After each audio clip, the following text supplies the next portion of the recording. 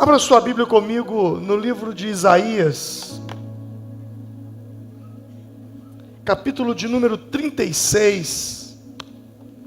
Nós vamos ler parte do capítulo 36, nós vamos ler parte do capítulo 37 e vamos ler também parte do capítulo 38.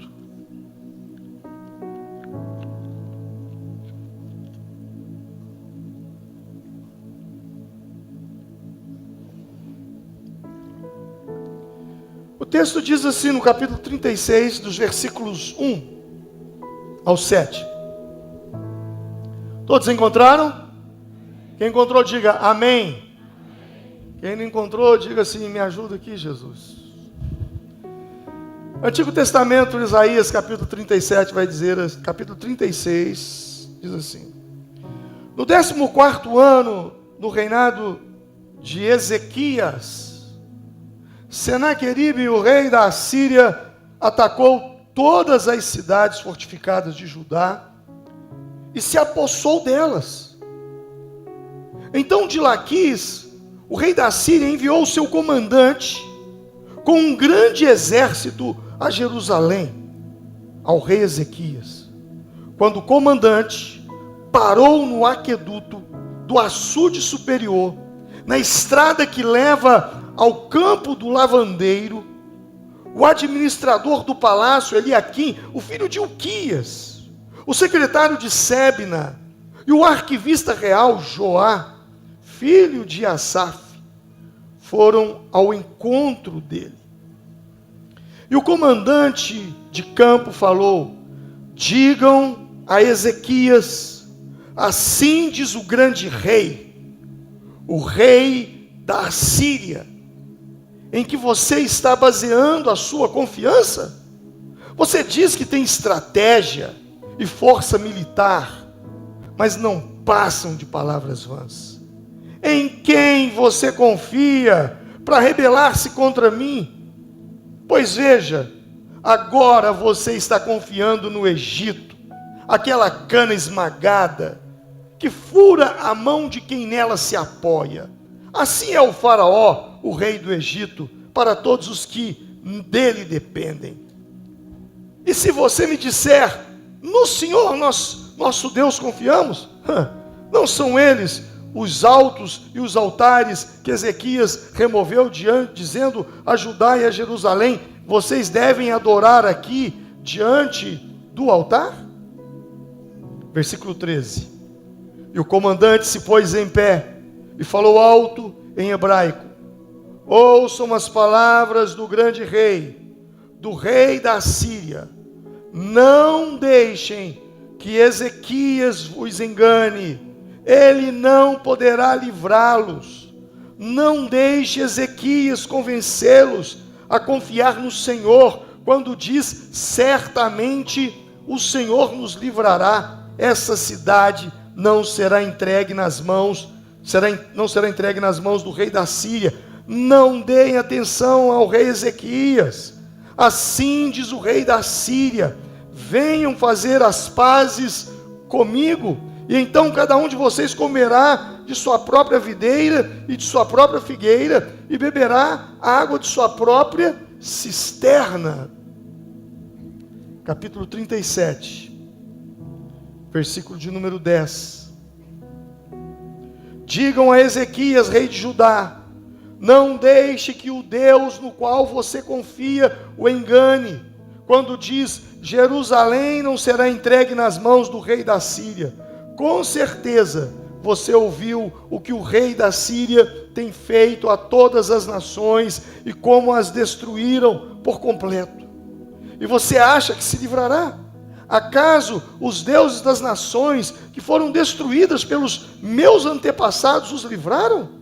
Os deuses de Gozã, de Arã, de Rezefe, e os descendentes de Éden, que estavam em Telassar? Onde estão o rei Armate e o rei Arpade, o rei da cidade de Sefarvaim, de Ena e de Iva? Ezequias recebeu a carta das mãos do mensageiro e a leu. Então subiu ao templo do Senhor, subiu ao templo e abriu-a diante do Senhor. Gente, ele abriu a carta diante de Deus, preste atenção, e orou: Senhor dos exércitos, Deus de Israel, cujo trono está entre os querubins, só tu és Deus sobre todos os reinos da terra. Tu fizestes os céus e a terra. Dai ouvidos, Senhor. Ouve e abre os teus olhos e vê. Escuta todas as palavras de Senaqueribe enviou para insultar o Deus vivo. É verdade, Senhor, que os reis assírios fizeram de todas essas nações e de seus territórios um deserto. Atiraram os deuses nelas no fogo e as destruíram, pois em vez de deuses, não passavam de madeira, de pedras moldados por mãos humanas. Agora, Senhor nosso Deus, salva-nos das mãos dele, para que todos os reinos da terra saibam que só tu, Senhor, és Deus. Então Isaías, filho de Amós, enviou essa mensagem a Ezequias: assim diz o Senhor Deus de Israel: ouvi a tua oração acerca de Senaqueribe, rei da Síria. Esta é a palavra que o Senhor falou contra ele. A virgem cidade de Sião despreza e zomba de você. A cidade de Jerusalém meneia a cabeça enquanto você foge. Versículo 33. Por isso, assim diz o Senhor acerca do rei da Síria: ele não entrará nessa cidade, não atirará aqui uma flecha sequer, não virá diante dela com escudo, nem construirá rampas de cerco contra ela. Pelo caminho por onde veio voltará, não entrará nessa cidade, declara o Senhor. Eu defenderei essa cidade e a salvarei por amor de mim, por amor de Davi meu servo. Então o anjo do Senhor saiu e matou 185.000 homens no acampamento assírio. Quando o povo se levantou na manhã seguinte, só havia cadáveres. Assim, Senaqueribe, rei da Síria, fugiu do acampamento, voltou para Nínive e lá ficou. Capítulo 38, versículo 1. Naqueles dias, Ezequias ficou doente, à beira da morte. O profeta Isaías, filho de Amós, foi visitá-lo e disse: assim diz o Senhor: põe a tua casa em ordem, porque você morrerá, você não se recuperará. Ezequias virou o rosto para a parede e orou: lembra-te, Senhor, de como tenho te servido com fidelidade e com devoção sincera, e tenho feito o que tu provas. E Ezequias chorou amargamente. Então a palavra do Senhor veio a Isaías, dizendo: vai e diz a Ezequias: assim diz o Senhor, o Deus de seu antepassado Davi ouviu tua oração, viu suas lágrimas e acrescentou 15 anos à sua vida. E eu livrarei você e essa cidade das mãos do rei da Síria. Eu defenderei essa cidade. Amém. Pai, obrigado pela leitura da palavra. Eu oro pelo favor do Senhor, que a unção do teu Espírito venha sobre os meus lábios. Toma minha voz, toma os ouvidos de todos aqui, e que essa palavra venha fluir e falar ao nosso coração, em nome de Jesus. Amém. Todos digam amém. Ezequias foi um rei, um bom rei. Ele governou Israel no ano 715 antes de Cristo. Na verdade, quando ele começou a reinar, ele tinha 25 anos de idade. E ele governou 29 anos sobre Israel. Porém, Quando eu digo Israel, eu digo Judá, eu digo a nação. Porém, quando ele tinha 39 anos, lhe aconteceram duas coisas. Primeiro, o rei Senaqueribe, rei da Síria, vem com um exército com 185 mil homens, maior que a população de Jerusalém, onde Ezequias governava. E o texto diz que o rei afronta o rei Ezequias. E Ezequias, diante de tanta afronta, e a Síria era o maior poder bélico daquela época, o maior exército, onde eles passavam, só ficava um rastro de destruição. E Senaqueribe, antes de atacar Jerusalém, ele manda um recado, e diz: é melhor você se entregar, não adianta você confiar no Egito, eles não poderão fazer nada, nem o Deus de vocês pode fazer nada. Ezequias então recebe uma carta do rei, e ele vai para o templo, abre a carta, lê a carta para Deus e faz uma oração. No dia seguinte, 185 mil homens dormiram e não acordaram. Foram mortos por um só anjo. Deus deu um livramento. Mas ainda naquele ano, Ezequias adoece de uma doença mortal. E Deus então envia o profeta Isaías.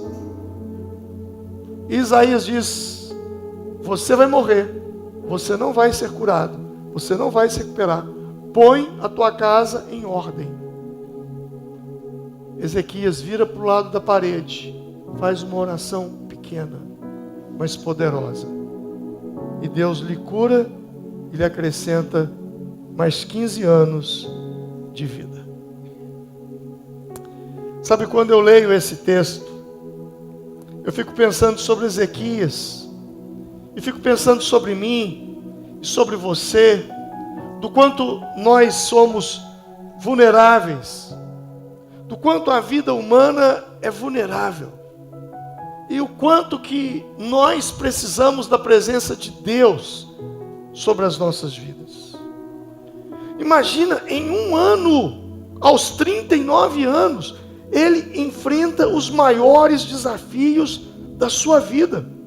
Um quase lhe arruína, acaba com o seu governo, com sua vida profissional. O outro quase lhe mata.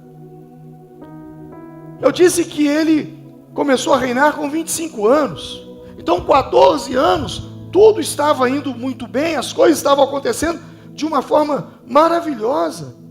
Estava gozando a vida, desfrutando da sua família, do seu trabalho. Ele era rei, dos seus amigos. Ele estava vivendo o melhor momento da sua vida, quando de repente surge duas situações que lhe tiram o chão debaixo dos seus pés. E eu estava pensando justamente sobre isso. Às vezes a gente está vivendo uma vida tão tranquila, as coisas estão indo tão bem, e do nada surge uma notícia na nossa vida profissional. E como se não bastasse uma notícia ruim na nossa vida profissional, surge uma outra na nossa vida física. Você se vê diante do maior desafio da sua vida, e quando você olha para você, você se vê doente e vivendo um outro desafio.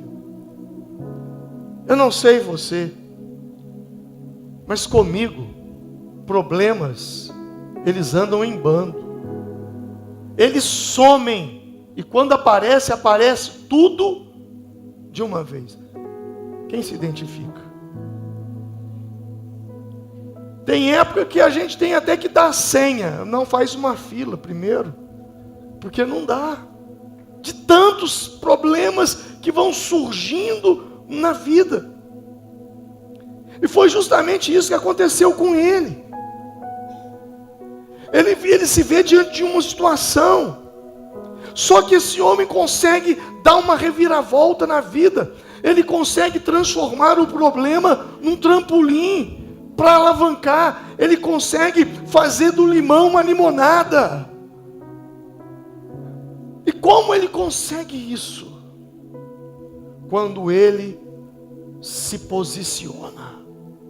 Diga comigo, posicionamento. Essa é a palavra-chave. Ezequias estava diante do maior fracasso na sua vida profissional como rei.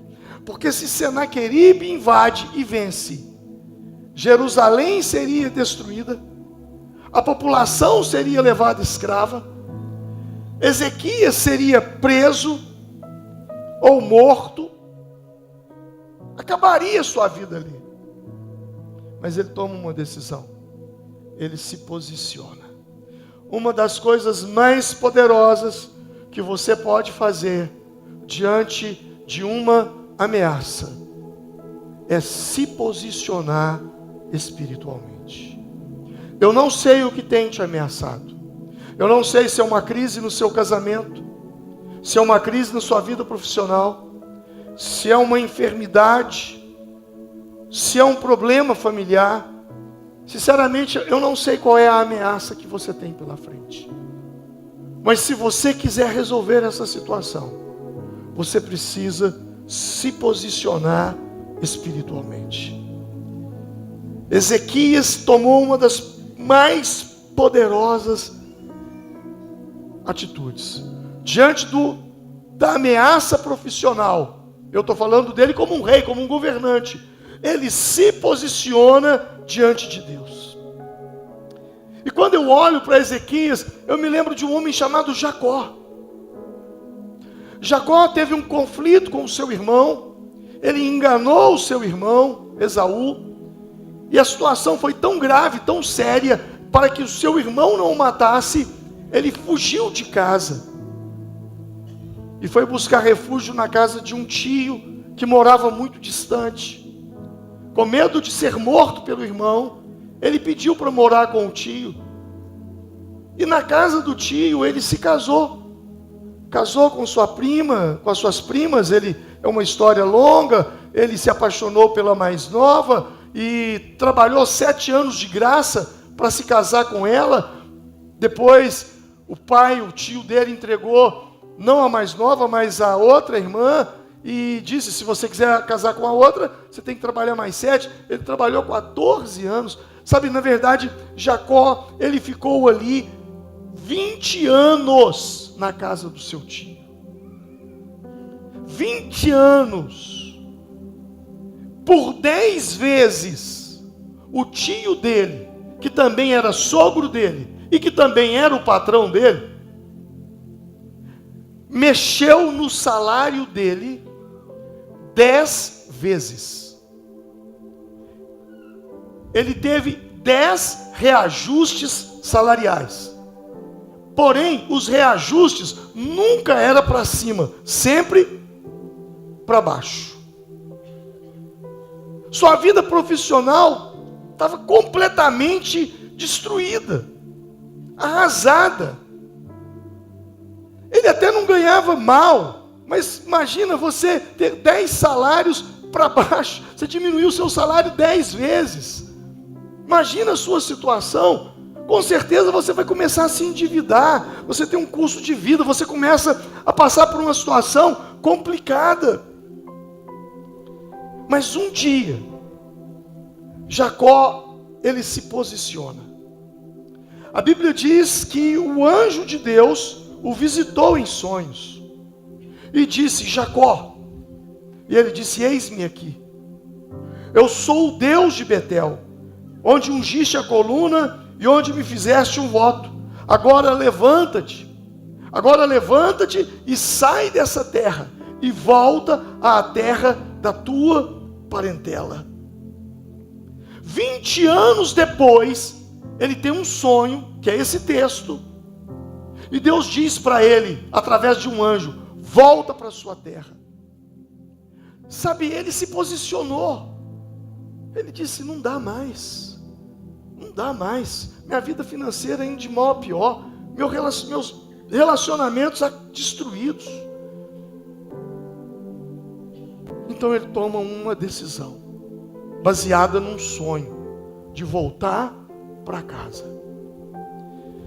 Eu não sei qual é o limite de tolerância para você tomar uma decisão. Talvez a sua vida profissional não está bem.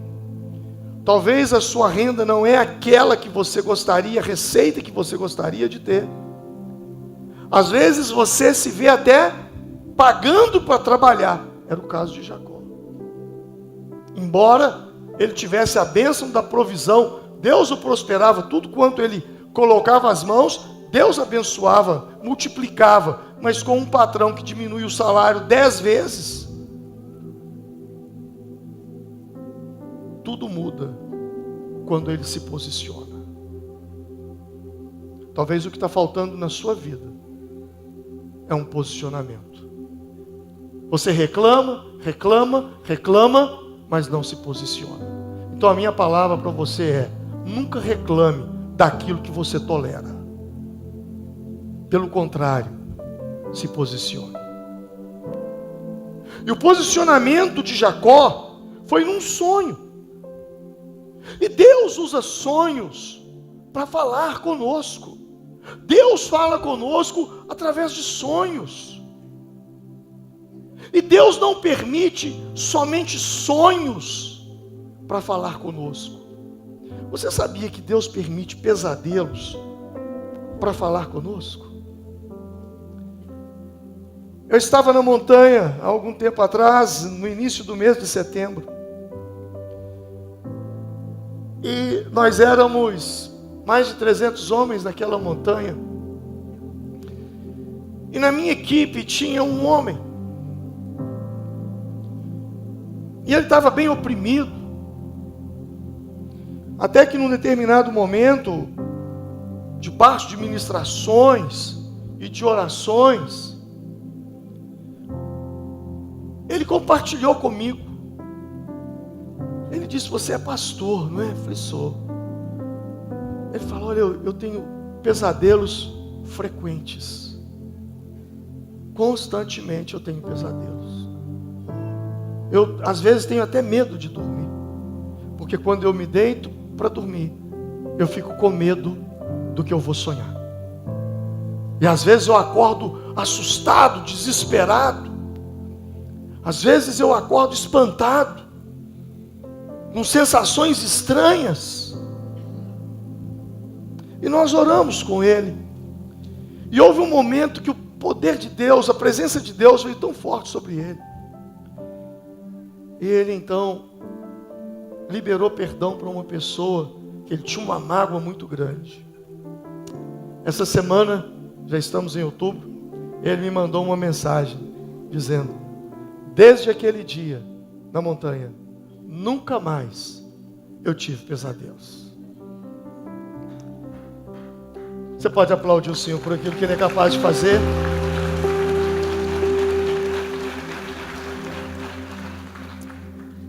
Deus permite pesadelos para você entender. Geralmente uma pessoa, não é uma regra, mas geralmente pessoas que têm dificuldade de perdoar alguém, pessoas que não conseguem liberar o perdão para uma esposa, para um marido, para um filho, para um pai, para um colega de trabalho, geralmente gente que tem dificuldade de perdoar, sonha trancado num quarto, trancado num cômodo, tem pesadelos que está trancado. E gente que traz consigo uma culpa, não consegue perdoar a si mesmo por alguma situação que Deus até mesmo já perdoou. Ele já esteve no culto, ele passou pelo encontro com Deus, ele aprendeu sobre o poder do perdão. Ele até crê que Deus o perdoa, mas ele mesmo não consegue se perdoar. Gente que sofre de culpa é o tipo de gente que tem pesadelo com perseguição. pastor, eu sonhei alguém me perseguindo, um cachorro me perseguindo, um boi me perseguindo. E gente que está levado por uma ansiedade tão grande, às vezes ele tem pesadelo com queda, caindo de algum lugar, de um precipício, que demonstra uma falta de controle sobre a situação, ou está num estado deprimido, sonha que está num cômodo escuro, e que ouve vozes e não consegue sair dali. E gente que tem raiva, gente que tem ódio, geralmente tem pesadelos com brigas, lutando com alguma situação. Deus fala através de sonhos, mas Deus permite pesadelos. Deixa eu te dizer uma coisa: os sonhos são Deus falando com você, e os pesadelos é você falando com você. Entende? Opa, eu tive um pesadelo essa noite. O que isso significa? Às vezes as pessoas têm pesadelos e dizem: pastor, o que Deus está querendo falar comigo é uma perseguição, é alguém que está fazendo alguma coisa contra mim. Não, não é alguém que está fazendo alguma coisa contra você, é você quem está fazendo contra você. Não se perdoando, não perdoando, trazendo uma culpa sobre si, uma raiva, um ódio. Fique atentos aos sonhos que você tem, aos pesadelos que você tem. Jacó, ele teve um sonho, foi Deus falando com ele, e então ele se posiciona, ele diz: eu vou sair da casa do meu sogro, e eu preciso voltar para a casa do meu irmão. Mas ele podia sair da casa do sogro e ir para outro lugar, mas ele diz: eu preciso encontrar com meu irmão. E por que eu preciso encontrar com meu irmão? Porque tem uma brecha. Brecha, diga comigo, brecha. Nós não podemos dar brecha. E o que é uma brecha? Ele tinha uma situação não resolvida com o seu irmão.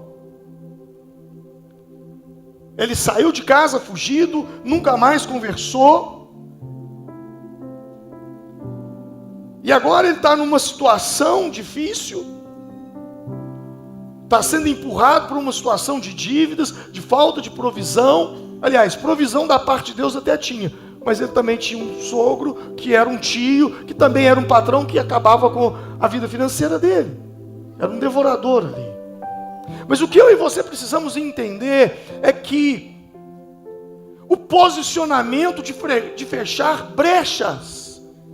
Quais brechas estão abertas na sua vida? Quais situações que você não resolveu? Eu sempre gosto de dizer e repetir: um problema enterrado vivo, ele nunca morre. E aquilo se transforma numa brecha de ação do inimigo na sua vida. Então é hora de você se posicionar e dizer: eu vou consertar. Eu vou consertar. Eu preciso reatar com aquela pessoa. Eu preciso pedir desculpa para aquela outra pessoa. Eu preciso indenizar aquele outro. Eu preciso devolver para aquele outro. Eu preciso confessar para aquele. São brechas que não podem permanecer abertas, porque você vem aqui, você ouve palavra, você recebe oração, você sai desse lugar, parece que flutuando, mas no outro dia tudo volta, porque existem brechas que precisam ser reparadas, situações que você precisa estancar, consertar. Mas alguém diz: pastor, mas e se eu procurar fulano e ele não me perdoar? Não é problema seu, passa a ser problema dele. A Bíblia diz: quando estiver em vós, tende paz com todos. Quando depender de vós. Então, se depender de mim, eu vou estar em paz com todo mundo. Mas eu sei que existem situações que não dependem de mim. E quando existem situações que não dependem de mim, então eu vou orar a Deus, como Jacó foi orar a Deus, para que Deus proporcionasse um tempo para que isso acontecesse. 20 anos 20 anos, a sua vida não fluía. Ganhava bem, mas a renda era como colocar num saco furado. Ele resolve voltar e fechar a brecha. Ele se posiciona. Talvez o problema que você enfrenta hoje é uma brecha que não foi fechada no passado. É preciso se posicionar. É preciso fechar essa brecha. Tem coisas em sua vida que estão esperando um posicionamento seu. Nada acontece até que de sua parte haja um posicionamento. Uma das coisas que eu aprendi ao longo desses anos, andando com Deus, é que Deus não age, Deus reage. Quem age sou eu, quem age somos nós. E quando nós agimos, Deus reage às nossas atitudes, Deus reage aos nossos posicionamentos. Quando você toma uma decisão, quando você toma uma atitude, você se posiciona. E quando você se posiciona, você alinha céu e terra. Por isso eu digo que muita coisa ainda não aconteceu na sua vida, não porque Deus não queira, mas porque você não se posiciona. E gente que não se posiciona é gente que sempre terceiriza responsabilidade, não tem autorresponsabilidade. Sempre a culpa é de alguém. E quando não encontra ninguém, a culpa é de Deus. E como que eu digo que a culpa é de Deus? Não, a minha vida está desse jeito, porque é assim que Deus quer. Deixa a vida me levar, ou vida leva eu. Não é o pagode diz assim? Como é que a sua vida está do jeito que Deus quer? Não, mentira, não está do jeito que Deus quer. Está do jeito que você a colocou. Por falta de posicionamento da sua parte. Não é sobre a vontade de Deus. A bem da verdade, nem tudo que vivemos é necessariamente a vontade de Deus. Duas coisas você precisa aprender sobre a vontade de Deus. A primeira, quando Jesus nos ensina na oração do Pai Nosso, Ele diz: seja feita a tua vontade, assim na terra como no céu. Diga comigo: seja feita a tua vontade, assim na terra como no céu. Se Jesus está me ensinando a orar, dizendo: seja feita a tua vontade, assim na terra como no céu, quer dizer que existe muita coisa acontecendo na minha vida, aqui na terra, que nunca foi vontade do céu. Então ele me ensina a alinhar a vontade do céu com a vontade da terra. Então a primeira coisa que eu preciso entender sobre vontade é isso. Nem tudo que está acontecendo comigo é vontade de Deus.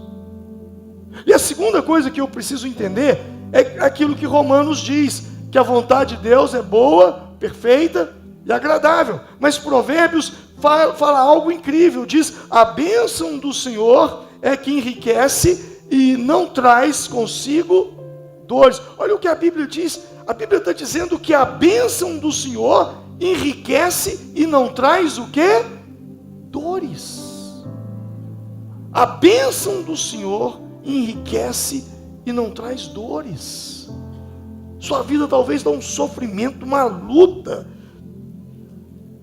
Então eu preciso me basear naquilo que Paulo diz aos romanos. Ele fala: e não vos conformeis com este século. Formeis, mas transformai-vos. Mais uma vez ele usa forma. O texto está dizendo aí: transformai-vos pela renovação da vossa mente, para que experimenteis qual seja a boa, agradável e perfeita vontade de Deus. A vontade de Deus é boa, perfeita e agradável. Então é essa vontade que eu preciso buscar. É essa vontade que Deus quer que eu viva. E o posicionamento que Deus quer da minha parte é de não me conformar com o mundo. É o que o texto diz. Quando Paulo está dizendo, o apóstolo Paulo, não vos conformeis, ele está dizendo que o mundo tem uma forma. Não vos conformeis, forma. Sabe essa forma? Se você pega uma forma quadrada e coloca uma massa de bolo ali dentro, qual vai ser a forma que o bolo vai ficar assado? Qual? Quadrada. Mas se você pega uma forma redonda e põe a massa de bolo, como que esse bolo vai ficar? Redondo. Por quê? Por causa da forma. Diga comigo, forma. Sabe o que o mundo tenta fazer com você? Te colocar dentro de uma forma. É isso que estão tentando dentro das escolas, dentro da ideologia de gênero, dentro de tanto relativismo. Não, nada é absoluto, tudo é relativo. Outro dia, eu vi uma reportagem de uma mulher que casou consigo mesma. Aí, passado 2 anos, ela pediu o divórcio porque não aguentava mais a si mesma. É o mundo que nós estamos vivendo. É um mundo de inversão de valores. E na verdade, essas inversões de valores quer colocar nós dentro de uma forma. E Paulo está dizendo: vocês não podem aceitar a forma do mundo. Se vocês então querem entrar dentro de uma forma e precisam entrar, que seja a forma que transforma, que é a palavra de Deus. Isaías capítulo 5, verso 20 diz: o que o mundo vive, ai dos que chamam bom, e ai dos que a tudo chamam bom. Não, tudo é bom, tudo é relativo.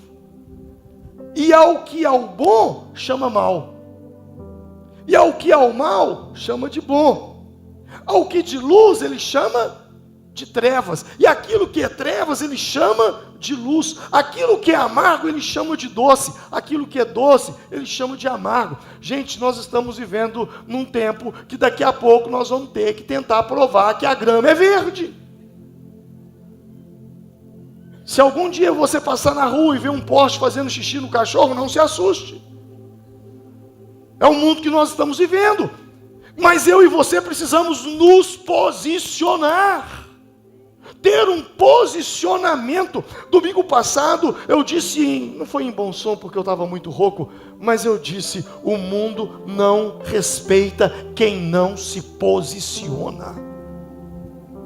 E esse texto, ele fala muito sobre isso, porque o posicionamento nos ajuda, mas diz também que experimenteis a boa, perfeita vontade, boa, perfeita e agradável vontade de Deus. Sabe, interessante que experimenteis, a Bíblia não é sobre uma informação.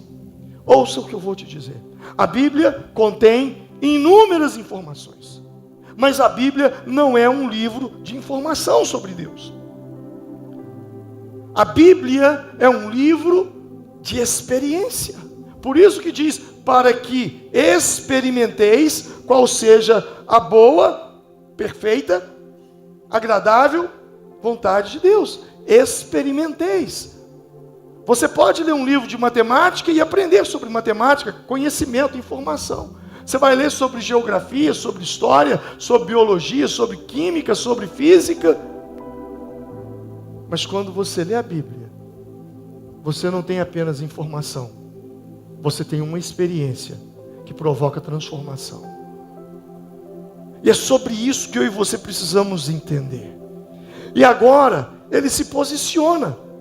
E ele se posiciona diante de uma carta. A Bíblia diz então que ele escreve uma carta, o rei escreve uma carta para ele, e ele leva aquela carta para Deus. E eu fico imaginando, gente, o rei Ezequias pegando uma cadeira, sentando no templo e dizendo: Senhor, se assenta aqui nessa cadeira, que eu preciso ler uma carta para o Senhor. Eu vou ler uma carta que eu recebi do rei Senaqueribe. E ele começa a ler a carta para Deus. E ele diz: Deus, tudo que ele disse aqui é verdade. Realmente eles destruíram tudo que está ao nosso redor. Mas, por favor, Deus, venha agir em nosso favor. Ele se posiciona em oração. Ele abriu a carta e foi lê-la para Deus. o texto diz que ele a estendeu, ele chamou Deus para uma conversa. Ezequias, ele fez algo que Deus ama que nós façamos com ele, chamá-lo para uma conversa. Isaías 43, verso 26, diz assim: relembre o passado para mim. Deus está falando, relembre o passado para mim. Vamos discutir a sua causa. Apresente o caso para provar a sua inocência. Olha o que Deus está falando com você. Deus está falando com você, você tem uma causa. Você está vivendo uma situação difícil. Relembre o passado para mim. Relembre. Vamos discutir essa causa. Vamos discutir essa situação. Apresente o caso para provar a sua inocência. Deus ama quando eu e você entramos diante dele. Ezequias, ele canaliza o desespero para uma busca implacável. O rei Senaqueribe, ele envia um mensageiro, um emissário, para discutir com Ezequias. Mas Ezequias não recebe. Ezequias, ele não discute com o emissário de Senaqueribe. Ele pega a carta e vai apresentá-la para Deus. Ao invés de entrar numa discussão, ele entra numa oração. Porque a discussão é uma distração que te leva à destruição. Eu vou repetir. A discussão é uma distração que te leva à destruição. Para que discutir? Para no final eu dizer, está vendo como eu tinha razão? Está vendo como é que sou eu que estou certo? A discussão é uma distração. Você não tem que discutir. Você não tem que brigar. Você não tem que bater boca. Você tem que entrar para o santuário, se prostrar diante de Deus e apresentar a causa para Deus. Buscar em Deus uma solução. A estratégia era muito clara. Era causar intimidação. Porque senão ele já entrava lutando e matando todo mundo. Não, mas ele intimida. Ele manda uma carta, ele manda um emissário. Tudo que o inimigo quer fazer é te intimidar. Por quê? Porque tudo aquilo que te intimida te controla. Eu vou repetir isso. Tudo aquilo que te intimida te controla. E o que é intimidação? Aquilo que te torna tímido. Você já percebeu que você chega num ambiente e você está todo descontraído, todo brincalhão, rindo, mas de repente chega alguém. Quando alguém chega, você para de rir, você para de brincar, você fecha a cara, você se retrai, porque é alguém que te intimida. E aquilo que te intimida te controla. O que tem te intimidado? Que situação tem te intimidado? Eu vejo pessoas sendo intimidadas por coisas mais absurdas, coisas que não têm menor sentido. Talvez o seu crescimento até hoje não se deu por causa de intimidações. E existem intimidações que nem existem. Elas existem só na sua cabeça. Eu me lembro que há muitos anos atrás, eu estava orando no monte. E era por volta de 11 horas da noite. Eu ia passar a noite naquela montanha, eu ia voltar no outro dia. E então eu estava cansado, eu deitei numa grama e fiquei olhando para as estrelas. E eu via vários aviões passando, era muito tarde da noite. E o Espírito Santo me disse assim: está vendo aquelas aeronaves? Você vai cansar de voar naquilo. Porque o que eu tenho para fazer com você vai atravessar oceanos. Foi uma palavra linda, mas que na mesma hora eu anulei. Eu disse: eu morro de medo de avião. Jamais que eu vou entrar dentro do mineiro falando. Jamais que eu vou entrar num trem daquilo. E eu fico imaginando hoje, se aquilo que me intimidava me intimidasse hoje, quantas oportunidades na vida eu teria perdido por um medo, um bloqueio, uma intimidação de algo que eu nunca tinha experimentado. Já perdi quantas vezes que eu já voei na minha vida. Mas eu falo assim, já imaginou se eu tivesse, Deus me deu aquela palavra e eu dissesse, não, eu tenho medo, eu tenho, como é que é, fobia, esqueci o nome de quando você está preso dentro de claustrofobia, sei lá. Imagina quantas coisas, talvez uma fobia, um pânico, está te intimidando. Não é nem uma pessoa, não é nem o diabo, mas algo que a sua própria mente criou. E você não se posiciona. Você vai tentando levar a vida com aquela situação. O tempo está passando. Quantas oportunidades na vida você perdeu por causa de algo que te intimida. E o que te intimida te controla. E te intimidar é gerar em você timidez. Você é tímido. Não, eu não vou tentar fazer aquele concurso. Eu não vou nem participar daquela entrevista de emprego. Eu não vou. Por quê? Porque você, eu acho que eu não consigo, eu não tenho capacidade, as pessoas são melhores do que eu. Essa é a sua desculpa, mas no fundo, você está intimidado por algo que você criou dentro de você. Porque tudo aquilo que te intimida te controla. E aquilo que você não se posicionar nunca mudará na sua vida. Absolutamente nunca. Mas Deus foi com ele. Ouviu a oração. Enviou um anjo. 185 mil soldados morreram. Imagina que cena. Sem uma flecha ser lançada. Sem uma disputa de espadas e lanças. Nada. Um anjo. Não foi nem uma legião de anjos. Foi um anjo. Acabou com tudo. E agora ele vai comemorar. E na comemoração, na alegria, vivendo aquele tempo ainda de, oh, Deus é comigo, que maravilha. Daí a pouco ele descobre que está doente.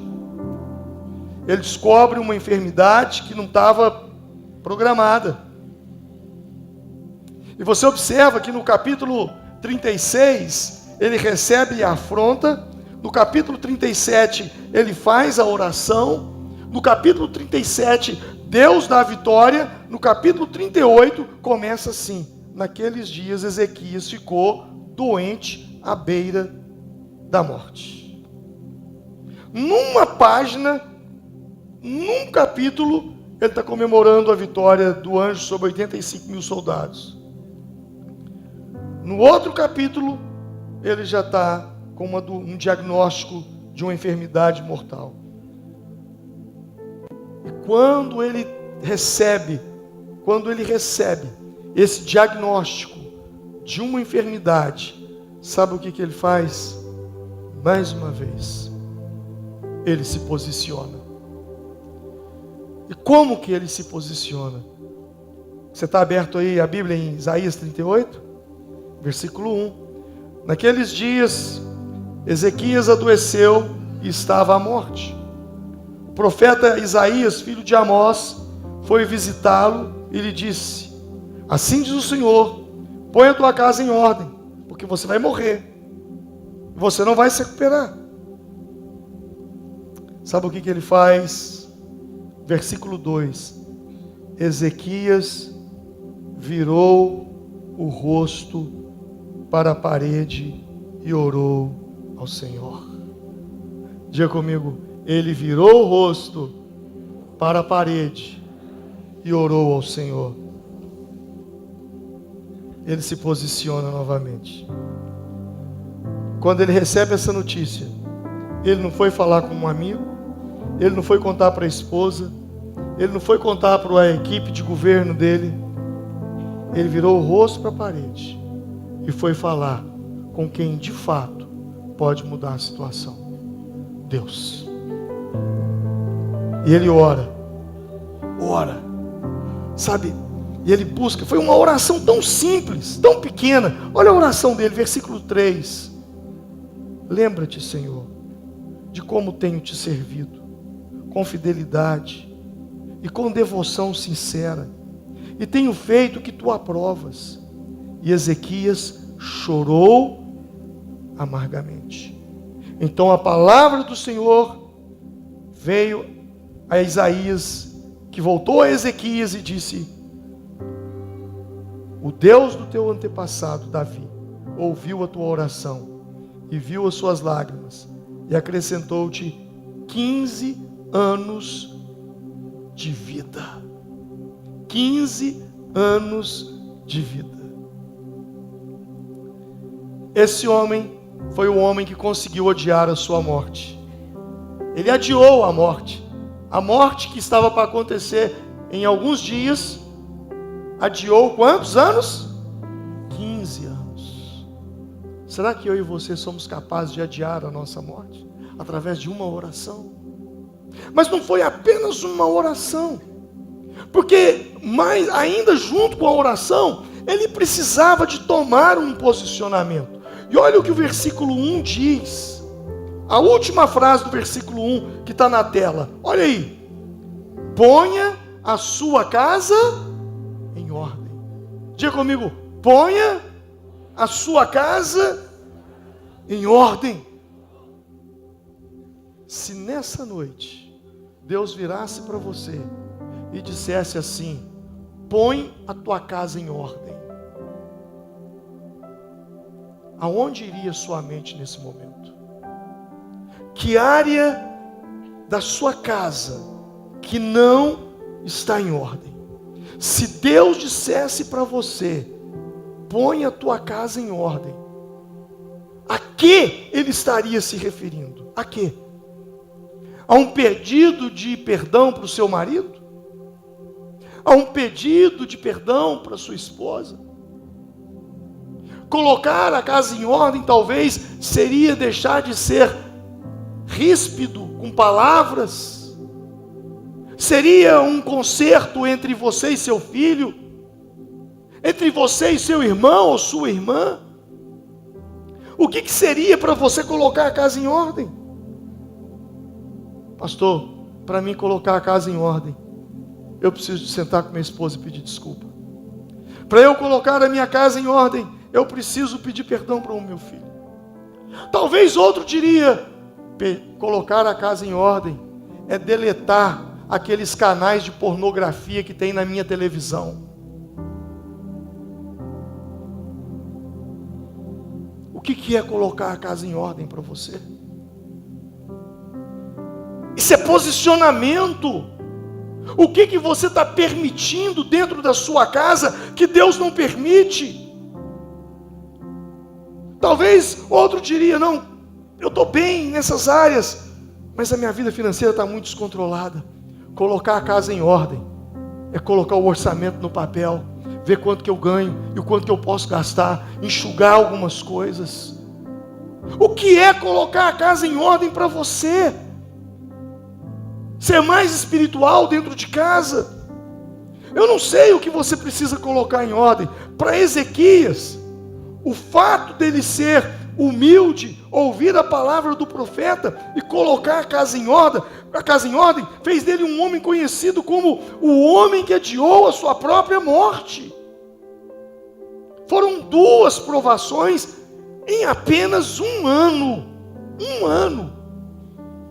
Todas as vezes que Deus quer levar um homem e uma mulher a um novo nível, o passaporte, o bilhete de entrada, o ingresso, é provação e tribulação. Talvez você entrou aqui nessa noite dizendo: pastor, eu estou passando tanta luta, tanta prova. Nenhum homem de Deus recebeu algo grande de Deus sem ser testado primeiro por Deus. Quando Deus honra alguém que foi injustiçado, prejudicado, caluniado, desonrado, a medida de honra que Deus usa nunca é igual à medida de desonra que ele sofreu. A medida de Deus é dupla honra. É o que diz Isaías. Nos lugares aonde você foi desonrado, você será honrado duplamente. Deus vai te dar o dobro. Deus vai te abençoar muito mais. Mas você precisa se posicionar.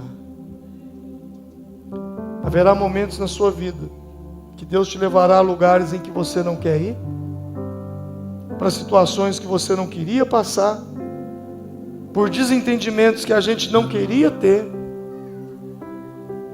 Mas tudo isso Deus permite, esperando de mim e de você um posicionamento. Eu termino te dizendo o seguinte: os gigantes que nós enfrentamos são o passaporte para um novo nível. Os gigantes que nós enfrentamos é o bilhete de entrada para um novo tempo diante de Deus.